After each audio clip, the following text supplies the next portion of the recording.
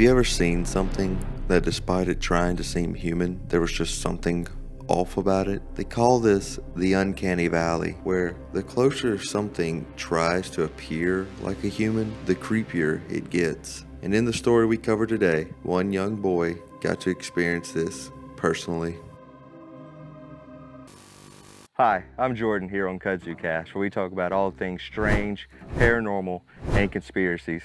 Today we're going to go over the weirdest missing 411 case I've ever read. For those of you who don't know, a missing 411 case usually is a mysterious vanishing of a person in or near a national park. And this story that we're going to cover today is no different. What's weird about the vanishing we're going to cover today? A fake, possibly robot grandma sent from space, glowing red eyes, looking at people through the woods. I guess a freaking skinwalker? I don't know. Stay tuned.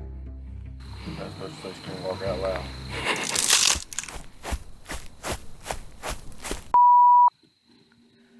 Normally, in most missing 411 cases, you can look up the name of the person who went missing, the location, and all that. So these stories are real. But this one claimed for privacy, the names have been redacted. So take all that with a grain of salt. But still, this is a really creepy story. Mount Shasta, California, 2010. A family whose names have been redacted set out for a camping trip. The family set up camp near the bank of a creek, and at approximately 6 p.m., one family member, a 3-year-old boy we will call John Doe, disappeared. The parents, obviously worried, began searching for John. After hours of searching, the local sheriff and the United States Forest Service was contacted for help. At approximately 11 p.m., 5 hours after John went missing, he was found alive. They found him lying in a thicket directly next to a trail that had been previously searched. He was dazed and semi-conscious, but appeared to be fine. Shh, I'm hunting Skinwalker. For those of you who don't know, a common trait in missing 411 cases was an example I just said. Usually, if people are found dead or alive, they're found near a spot that's already been searched many times, and this case was no exception.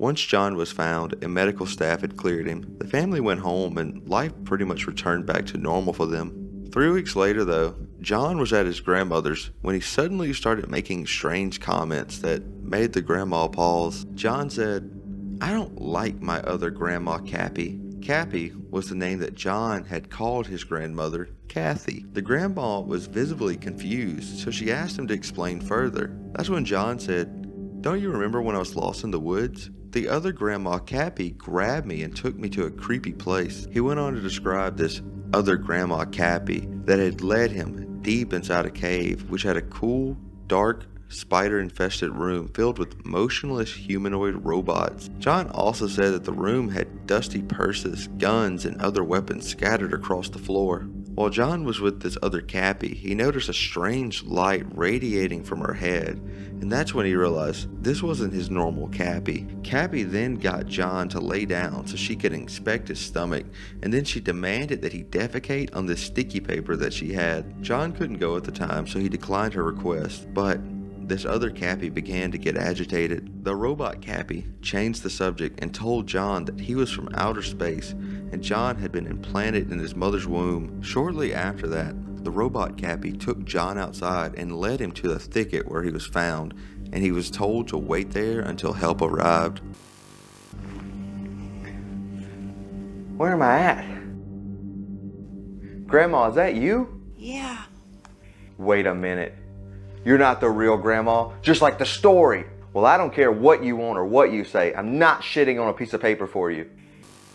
Once Cappy got through listening to John's story, she was outraged. She had thought John's father was letting them watch some crazy TV shows that wasn't suitable for him. But Mr. Doe told her it wasn't from any TV show, but John had told him the same story a few days prior. Initially, they chalked it up as an overactive imagination, but Kathy thought more and more about it. It just disturbed her. She hated the thought of an evil doppelganger abducting children, but the experience fresh in her head, she couldn't stop thinking about her own disturbing experience in the same area. You see, only about a year prior, Kathy was camping near the same area that John had disappeared, in Fowler's campground in McLeod, California. Kathy claims to have been awoken one morning face down in the dirt, and she didn't know how or why she was not in her sleeping bag. Kathy then noticed an intense pain at the base of her neck with 2 puncture wounds. The friend that Kathy was camping with awoke with the same things happening to him as well. Kathy and her friend then became ill that morning and felt emotionless and drained of any creativity for months. The campers tried to remember anything before they awoke in the dirt, but the only thing that they could remember was several glowing red eyes gazing at them from the darkness. Initially, they just thought that it was deer watching them, and Kathy would have dismissed the entire experience until John told her about his with the robot Cappy. Now, she doesn't know what to make of it. What the hell? Where am I at? She must have let me go. I don't know why. Like I said at the beginning, with the redacted info, I mean, this story could be true or not. Take it with a grain of salt, but it's still a really good campfire story. But anyway, thank you so much for watching and have a wonderful day.